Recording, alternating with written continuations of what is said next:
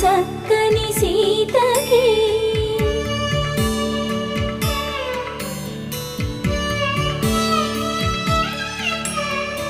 ఎర్ర జాబిలి చేయి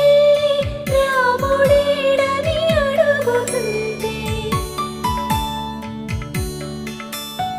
చూడలేదని పెదవి చెప్పే చెప్పలేమని కనులు చెప్పే నల్ల పూసైన